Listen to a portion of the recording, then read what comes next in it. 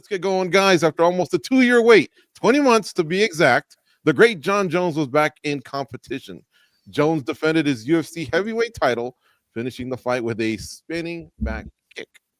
It was a beautiful technique, no doubt about that. Let's hear your reactions. First to the fight, and then to the fight ending sequence. Mike, you were there live in person at MSG. Let's start off with you. Yeah, that takedown early on by Jon, I think really surprised Stipe, and he maybe could have finished it in that round one. If you saw his tweet after the fight, he said, "Can't wait to get full power back in my left arm." Obviously needs to be reminded that he got a shoulder surgery and elbow surgery during that 20-month break between fights. And he had said leading up that he kind of had lost some power in his upper body compared to previous fights. And I don't know, maybe in his mind somewhere he seems to think that's why he wasn't able to finish it in that first round. Maybe didn't have the same edge on his ground and pound or whatever it may be. But then he went on to the second, went on to the third, pretty much kept the fight on the feet the whole time. And then went in there and finished it with that beautiful kick to the body that was right in front of us on press row. Stipe folded hard, man. He was in agony after that thing. So yeah, that was a nice technique from Jon. He obviously saw the opening for that from what he said post-fight, trained it relentlessly in the lead up, really credited his Taekwondo coach and all that stuff. So yeah, I mean, on the Jones side, I thought he looked pretty solid. You could pick some holes and say maybe like his footwork and his movement isn't the same as it was at light heavyweight during like his absolute prime years. I'm kind of focusing on Jones here and how he looked more so than the Stipe side, where you can definitely lob some criticism and say he looked like a depleted version of himself and not close to the same guy he was when he was on top of his game, defending that heavyweight title over and over. Kind of what I expected in that sense. I didn't really expect Stipe to have a huge chance in this fight. And especially, you know, knowing his big asset, right, as the knockout power, what he's done to some of these other guys in this division. And Jon Jones, well, you can say whatever you want, but he is durable, man. He's still durable, even at 37, 38 years old. He's hard to hurt in that cage. And if you don't have that opportunity to really rock him with the hands or any sort of strike, it's going to be a real tough night for you. And that's what it ended up being for Stipe Miocic. Yeah, very tough night for sure. So you said he stayed down extended time, huh? From that kick, because it did look pretty painful, especially when it slowed it down, when they slowed it down and the heel just dug in on the spleen side, not the liver side, just so people know. Yeah, you can go look. I posted like the video of the seconds after the finish. It's on MMA Junkie's Instagram and X page. And obviously, you know, the camera on the broadcast is going to Jon Jones doing his Trump dance. It's not focusing on Stipe in pain in the corner there, but you can see that angle. He kind of rolled over and immediately leaned against the cage. He was hurting from that thing real bad. Yikes. All right. Danny Segura, what were your thoughts? And convince everyone in the chat room you didn't just wake up, man. Yeah, you always bring the fire. So tell me, what were your thoughts on this fight between the light heavyweight GOAT and the heavyweight GOAT? I would say that Jon Jones, at least for me, exceeded expectations. And from the Stipe Miocic side, I expected him to come in much better. And honestly, he kind of didn't live up to what I thought he could look like. So this kind of painted a picture, at least in my head, that, man, Jon Jones looked spectacular. And Jon Jones is certainly among the conversation of being the baddest man on the planet. I'm sure we'll get into that in a bit. But for a long time, it's always been considered or Ngannou or somebody else outside of it. But I feel like with this performance, Jones just made that conversation a lot more murkier. And I thought he looked great, man. He looked great as a heavyweight. He looked fast. He looked strong, explosive. His striking was there. His wrestling was there. He looked like the old Jon Jones. And I was really taken away by how much he turned the clock. We've been talking about for a while, like, oh, he hasn't looked good in a while. You know, he only had that fight against Cyril Gane, which you can poke holes and stuff. But, man, this was a really solid performance. And I'm glad we got at least a good 10 minutes into it.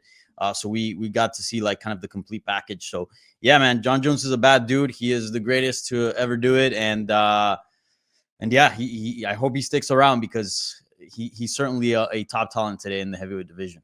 Danny, in your eyes, did he look good, or did Stipe not looking as good help Jon Jones look even better than he did?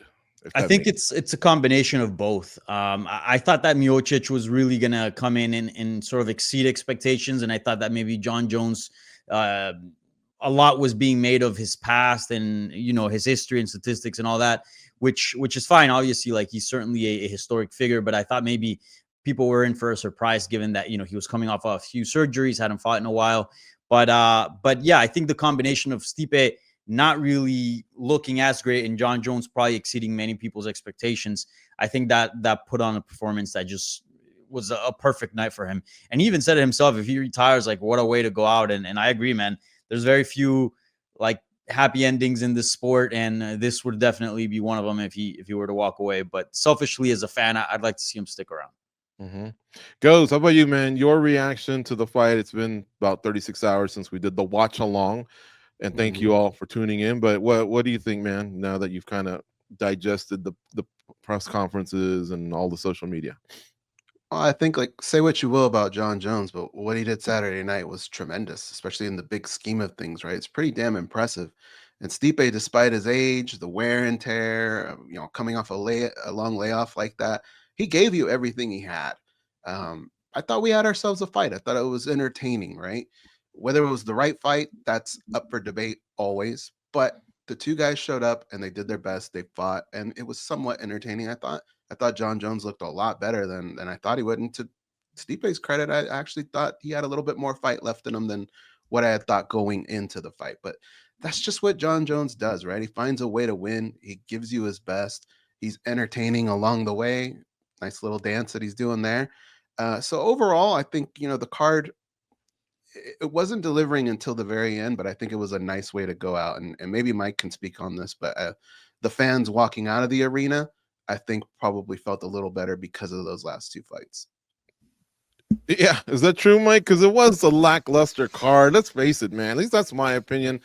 You know, when the pay-per-view started, I was just looking, going, what are some of these fighters doing on this pay-per-view portion? And then, of course, Bo Nickel dropped the ball again. I think he wrestled Jon Jones more in the hallways than he did against Paul Craig. But yeah, get me out of hater mode, because honestly, guys, I wasn't that impressed with either guy. Jones looked good, but he just looked good against the past his prime Stipe Miocic. That's my problem with all this. But I am a hater. Go ahead, Mike. How was the feeling of the arena after these last two fights? Yeah, it was a little slow. I mean, we saw the reaction of the Bo Nickel fight, right? I think that's when they were like really starting to get a little tired. I think it was basically midnight at that point, and we still had 2 5-round fights to go. So it was just like, oh God, this could be a very long night.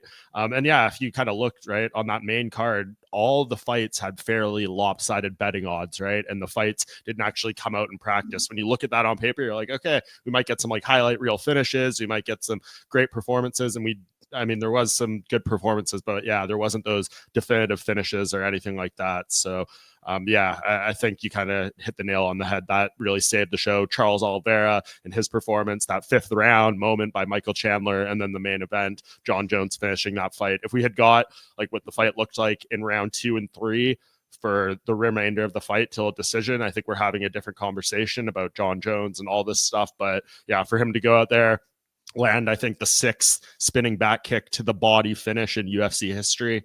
That's a nice little way to end the show. Yeah.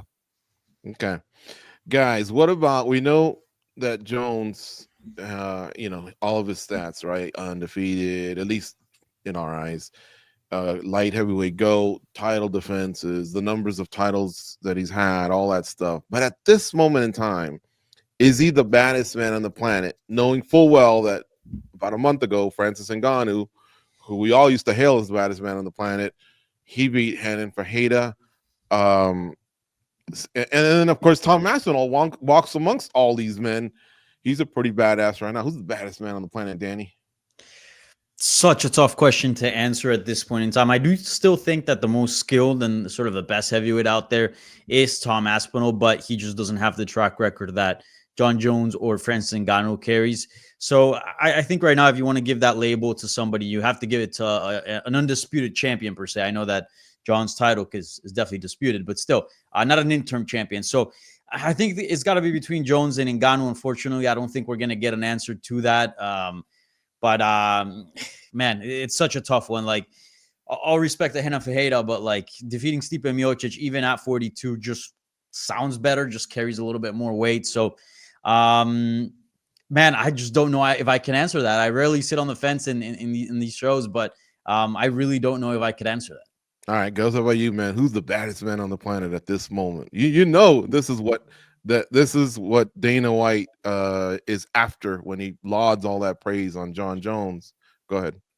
Yeah, no, I think there's always a lot of confusion for like pound for pound and who's the baddest man on the planet. And Mhm. if it's Jon Jones, I don't think he's acting like it. I personally don't think he is. I think the pound for pound king right now is Francis Ngannou. I think it's very, very close. That does help that win. When you think about what Jon Jones been able to do with now having the 2 victories at heavyweight and one over one of arguably the best heavyweights of all time. But I feel like it's Francis Ngannou still, and I feel like it is Tom Aspinall that's kind of nipping at his heels a little bit. Mhm. How about you, Mike? You share the same sentiment? I'm going to say Tom Aspinall, just based on kind of the performances here, right? He's going out there and he's dusting everyone in a minute. These fights are not going long with him. He's just killing everyone out there in a matter of seconds. Shortest fight time of anyone in UFC history right now. So you compare him, obviously, he's been the far more active fighter in mixed martial arts compared to Jon Jones or Francis Ngannou. So I'm just leaning towards it that way. He has the most relevant, current ranked wins of those guys. It's hard for me to believe 5 top 10. Yeah, if Tom Aspinall had fought Stipe Miocic on this night, or Francis Ngannou had fought Stipe Miocic on this night, I think it's a much quicker fight. And that's not to crap on Jon Jones. He will admit in any interview that he does not have one punch KO power. He needs to take a different approach. He doesn't have the same assets. So it's not really fair to kind of rip on him for just not having that, God gifted power that some of these other guys have. But he is the baddest man in his own way, right? He's the baddest man in just breaking you down and, doing all that. The other guys, I think, are a little more dangerous, though, in terms of what they bring to the table, in terms of just like being scary. So I will give it to Aspinall right now, but it's kind of like a 1A, 1B, 1C situation almost in my mind.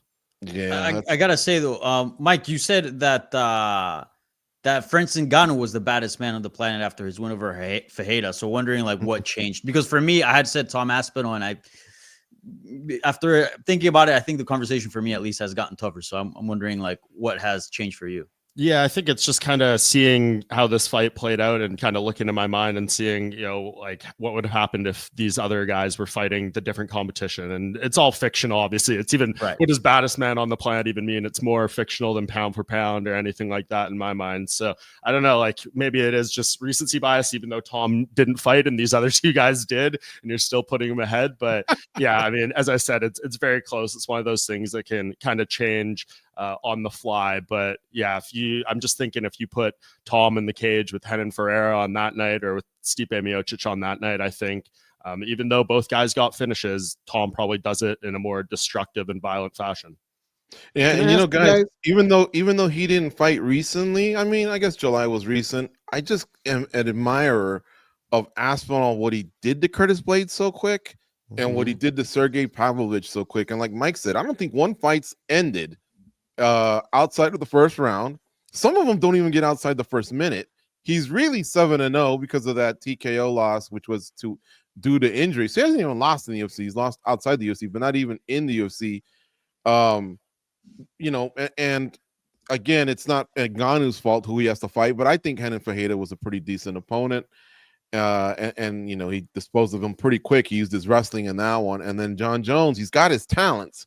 That reach is incredible because he nullified Stipe Miocic. He could never get that right hand winding up, A, because he's slowed down, but B, because Jon does a good job of just sticking that hand in your face. It's a good tactic as long as he's not using the fingers, but it really does nullify the other guy. Man, Aspinall's brilliant, man. He really is. Go ahead, Mike. And what's the criticism of him right now, right? Like, obviously, the other 2 guys have more time in the sport and more fights and things like that. But if you want to go through the resumes, you can talk about the close fights Jon Jones has had, arguable losses to like the Dominic Reyes and stuff. There's the horrible Francis Ngannou versus Derek Lewis fight. Where's that like moment in Tom Aspinall's resume, right? His only blemish in the UFC is when he blew out his knee 15 seconds into a fight. And we saw what happened when him and Curtis Blades ran it back. It wasn't even a fight, really. It was a complete destruction. So he doesn't really have that. And, again, only 9 fights in the UFC. So there just isn't that same track record or opportunity to have a fight like that. But from what he's had put in front of him so far, it's been brutal, nasty stuff. So, yeah, that's kind of why it elevates him a little bit in my mind. But it's close, man. It's definitely close. Goes, what were you going to chime in? I was going to throw a curveball if you're okay with it. Sure. Who do you think would have won between Renan Ferreira and Stipe Miocic? Because This I'm thinking version's- about like what I'm thinking Yeah. about what Mike's kind of going through in his head, and as I'm watching what Cold Coffee's putting up there, and I'm watching Tom Aspinall, I'm looking at the speed at what he's doing, and then you have what Jon Jones did, and you're kind of going through your head. All these things kind of play out because it is fiction land, right? But who do you think would have won if those two? Okay, fought? I'll let Mike answer and Danny answer, but real quick, I think Renan Ferreira, prior to getting waxed by Ngannou, was on the type of role where he could have beaten Miocic. I also think Sergey Pavlovich was kind of on that role where he might have beat him as well. Maybe Volkov dismantling him, not with one punch power, but guys, what do you guys think? Because Stipe looked old out there. Yeah, I think Renan Ferreira beat Stipe. Stipe just looked very, very slow. His reaction time, I mean, he would get jabbed, and then it wasn't even sneaky jabs. Like, he just didn't see them coming. He looked well past his prime. Mm-hmm. Yeah, I tend to agree. This version on this night, Renan Ferreira probably wins, but 95% of Stipe Miocic's career, I think he wins that fight. Yeah, that's fair. All right. Now, listen, we do have some answers because there was thoughts that we know Miocic retired, and we'll get to that in a second, about Jon Jones, right? What might be next for him, but is he going to retire? Is he going to lay down the gloves? Well, we have some answers for you. Let's play some footage from New York City post-fight when he's talking to Joe Rogan. And as far as my future in the octagon, I decided that maybe I will not retire, and that I have some conversations to have with Dana and Hunter, and we have some negotiating to do. And if everything goes right, maybe we'll give you guys what you want to see. And what would that be? Is that heavyweight, or is that Alex Pereira at heavyweight? What is that? What are you thinking? I know that we have options. And so I'm just going to see what Uncle Dana wants and what Uncle Hunter wants. And you guys will hear about it soon, I'm sure. I also want to say a big, big thank you to President Donald Trump for being here tonight. Can I get a oh, yeah? Hey, what do you guys think about my version of the Donald Trump? Check it out.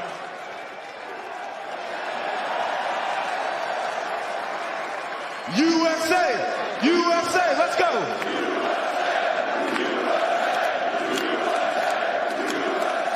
That's what I like. I'm proud to be a great American champion. I'm proud to be a Christian American champion. Well, Jon, as always, it was an honor to call your fight. Whatever you do next, I can't wait. I'll be here for it. Congratulations to you, sir. The greatest of all time, ladies and gentlemen, Jon Jones. Sounds like he's sticking around, but he definitely wants to get paid.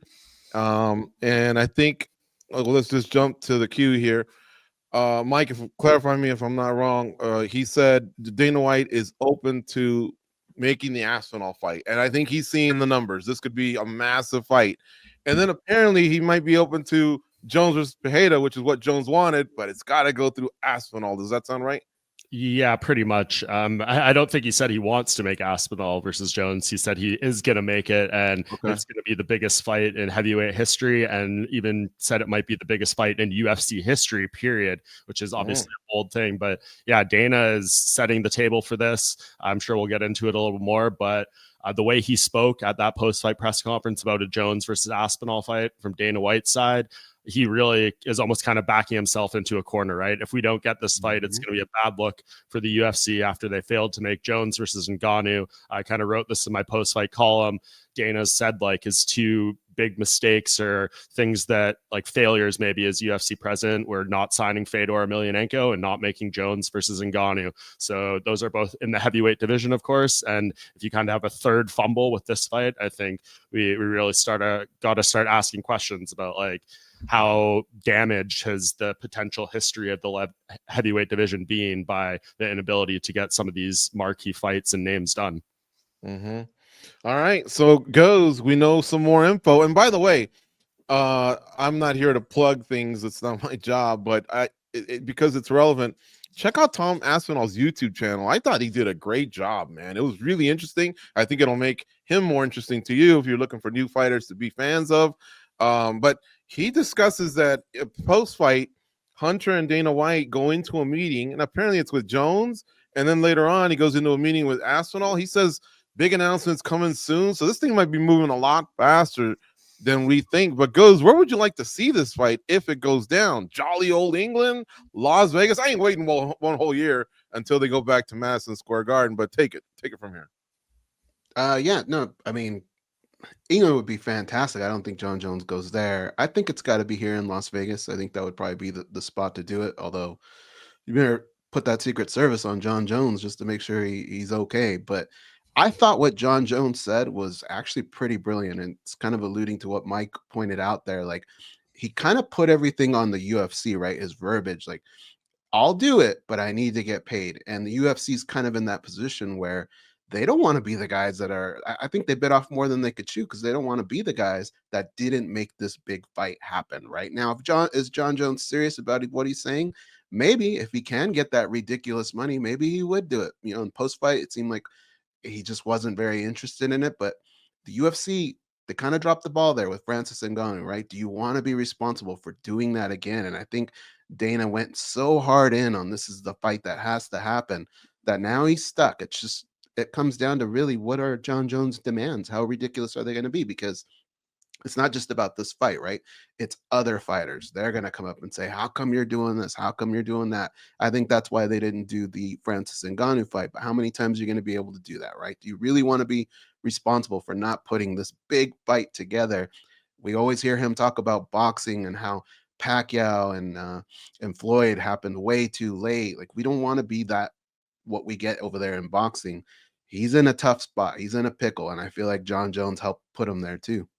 The International Fight Week sound good to you, Danny? What are you thinking? Yeah, I think that makes sense. I love the timeline. I do think it's got to be in Vegas. At this point, you have to give respect to Jon Jones. He is the A side 100%.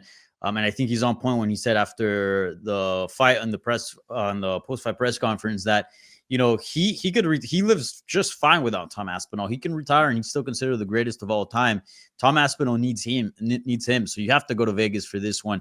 And yeah, this is the fight to make. I'm a little less optimistic than you, Gigi.